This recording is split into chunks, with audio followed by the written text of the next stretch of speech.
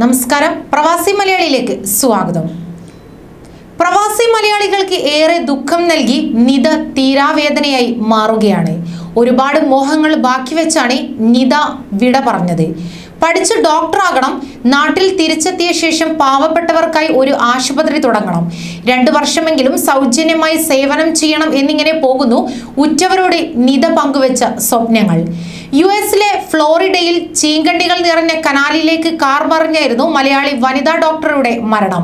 ഷിക്കാഗോയിൽ താമസിക്കുന്ന Uzhavoor Kunnumpurathu MC Thomas Thresiamma ദമ്പതികളുടെ മകൾ ഡോക്ടർ നിത കുന്നുംപുറത്താണ് മരിച്ചത്.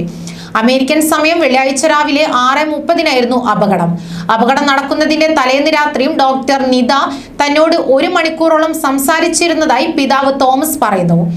നേപ്പിൾസിലെ പള്ളിയിൽ കുർബാനയിൽ പങ്കെടുത്തതിനു ശേഷം താമസ സ്ഥലമായ ഇല്ലിനോയ് ബെൻസില വില്ലയിലേക്ക് മടങ്ങും വഴിയാണ് അപകടമെന്നും തോമസ് പറയുന്നു.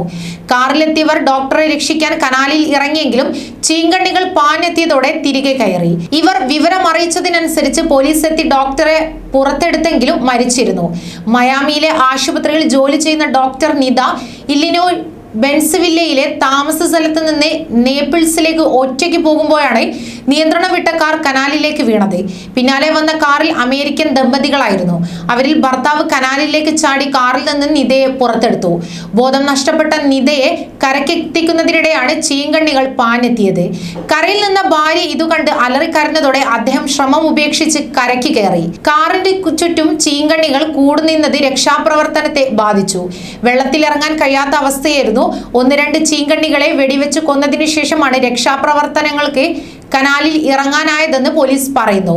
കൽപ്പറ്റ ഡീപോൾസ് ഹൈസ്കൂളിൽ നിന്ന് 10ാം ക്ലാസ് ജയിച്ചതിനു ശേഷമാണ് നിത കുടുംബത്തോടൊപ്പം US-ലേക്ക് കുടിയേറിയത്. മെഡിസിൻ ബിരുദത്തിനു ശേഷം സർജറിയിൽ ബിരുദാനന്തര ബിരുദത്തിനായി മയാമിയിലെ ആശുപത്രിയിലാണ് ചേർന്നത്. ഇതോടെ കഴിഞ്ഞ ഡിസംബറിൽ മയാമിയിലേക്ക് താമസം മാറ്റുകയായിരുന്നു.